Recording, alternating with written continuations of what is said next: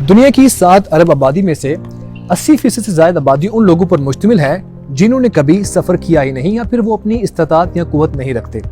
या हम ये भी कह सकते हैं कि सिर्फ 1 अरब इंसान ऐसे हैं जिन्होंने हवाई सफर किया है। दुनिया में सबसे ज्यादा जिन ममालिक के बाशिंदे सफर करते हैं उनमें बतरतीब अमेरिका, चाइना, जापान, इंडिया और जर्मनी शामिल है।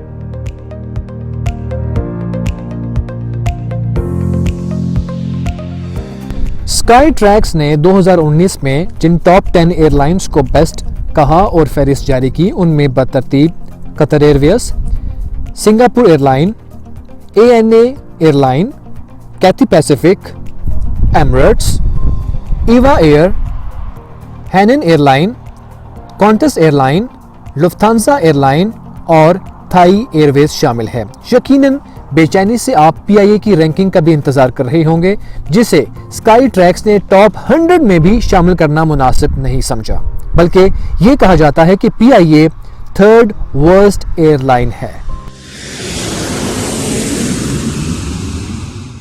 एरोफोबिया यानी कि फियर ऑफ फ्लाई एक एंजाइटी डिसऑर्डर है जो एक पैनिक क्रिएट करता है और ये तभी शुरू हो जाता है जब एक पैसेंजर एयर होस्टेस को अपना बोर्डिंग पास शो करता है और अपनी मुकर्रर सीट पे जाते हुए उससे मुख्तलिफ किस्म के ख्यालात घेर लेते हैं, जैसे कि अगर हादसा पेश आ गया तो मेरा क्या होगा और क्या मैं अपनी मंजिल पे पहुंच पाऊंगा या नहीं। अक्सर पैसेंजर होते हैं जो कि हाइट से डरते हैं और अक्सर वो भी हैं जिन्होंने कभी अपनी आम लाइफ के अंदर एक तबाहशुदा या एक क्रैश होते हुए प्लेन की वीडियोस देखी होती हैं, वो फिर उनको दिमाग में आती हैं और घेर लेती हैं। पैसेंजर ये समझता है कि सारा कंट्रोल जो है वो पायलट के पास है, हंगामी सूरत हाल के अंदर उनके हाथ में कुछ भी नहीं है। तो ये बेसिकली जो है उनके लिए एक पैनिक क्रिएट करता है। ABC न्यूज के मुताबिक एक जहाज में सफर करने वाले 30 से 40 फीसद मुसाफिर ऐसे होते हैं जो एरोफोबिया की कंडीशन में रहते हैं अनटिल जहाज के जो टायर हैं जमीन को टच नहीं कर लेते लैंडिंग करते हुए।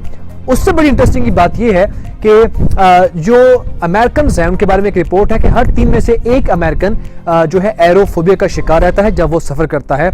और इंटरेस्टिंग बात तो ये भी है कि दुनिया में सबसे ज्यादा जो हवाई सफर करते हैं वो अमेरिकन ही होते हैं।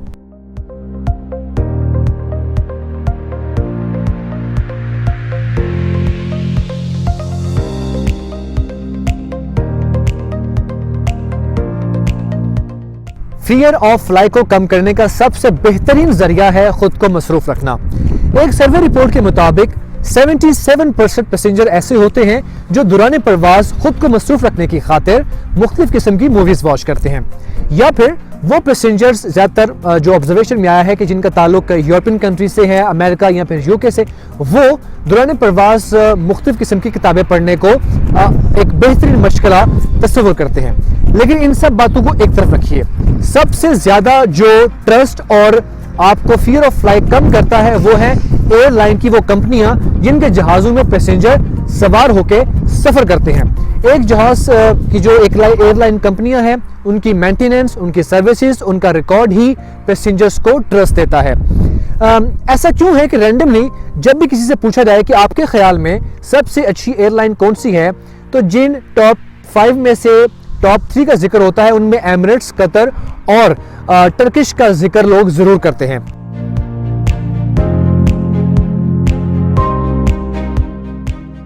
As far as those flights you have mentioned like Qatar Airways, Emirates, Turkish, they have got a new planes, aircraft. वो इतने पुराने एयरक्राफ्ट नहीं है, नए एयरक्राफ्ट के साथ डेफिनेटली आपको टेक्निकल इश्यूज कम आएंगे। और as far as my experience says के इसमें ये होता है कि SOPs तो सारे फॉलो करते हैं। Some negligences are there which you can say कि जिस स्टेशन पे जहाज पार्क है वहाँ के जो ग्राउंड इक्विपमेंट है वो ऑपरेटर जो हैं अगर कुछ ऐसा छोटा मोटा हादसा हो गया they don't report. If they don't report usually they do. किसी भी एयरपोर्ट पे चले जाएं तो सबसे पहला वो यही कहते हैं कि safety first. Anything can happen but the safety. You can just go under time थोड़ा सा ज़्यादा लग रहा है चीज़ों में। इसमें as my experience as a turnaround manager उसमें आपको चाहिए कि अगर तो थोड़ी सी फ्लाइट डिले होती है it costs to the airline, but if there is some safety issues you have to go for this.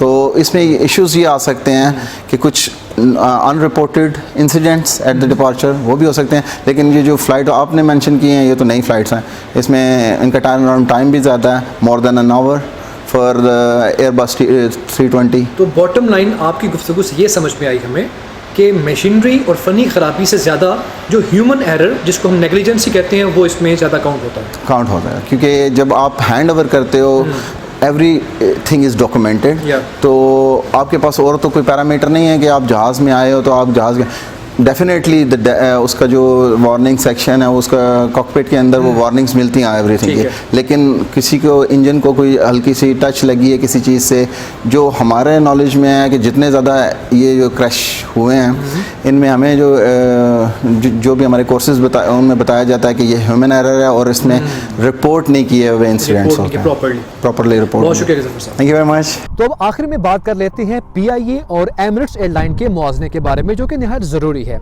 PIA जो कि 1940 में बनी और इसने 1985 में एमिरेट्स एयरलाइन को जन्म दिया। PIA 73 सालों के बाद आज सिर्फ 40 जहाज बना सकी, तो दरअसल PIA और एमिरेट्स का मुआवजा बनता ही नहीं है। इसके अलावा जो हादसा का शिकार दर्जनों की तादाद में PIA के त्यारे हुए वो एक अलग ही अपने अंदर एक स्टोरी रखते हैं, जबकि आज तक एमिरेट्स का एक भी तैयारा किसी भी हादसे का शिकार नहीं हुआ। दरअसल वो SOPs हैं जिनको ये बड़ी एयरलाइंस फॉलो करती हैं। यही वजह है कि वो एमिरेट्स हो, वो कतर हो, वो टर्किश हो, वो लुफ्थांसा हो या फिर दूसरी दीगर एयरलाइंस हो जिनको टॉप 10 रैंकिंग में जगह मिलती है, उनकी डिक्शनरी के अंदर क्रैश नामी वर्ड है ही नहीं। लेकिन अफसोस की बात यह है कि कुछ अरसे के बाद हम एक नया स्कैंडल देखते हैं कि PIA का त्यारा तबाह हो गया, उसमें क्रैश लैंडिंग हो गई, और जब ये रिपोर्ट्स का इंतजार करते हैं तो कोई भी रिपोर्ट हमारे सामने नहीं आती, और अगर मैक्सिमम आती है तो उसमें पायलट को जिम्मेदार करार दे दिया जाता है, वो इसलिए कि पायलट तो अब इस दुनिया में रहा ही नहीं है। वीडियो आपको कैसी लगी है अपने जो हमें अपनी फीडबैक से आगाह कीजिएगा, और आप क्या समझते हैं, आपके क्या मशवरे हैं कि PIA को बेहतर बनाने के लिए क्या इकदाम किए जा सकते हैं, अपने नॉलेज से हमें ज़रूर आगाह कीजिएगा। मुझे आसिफ शबीर को दीजिए इजाज़त। अल्लाह हाफिज़।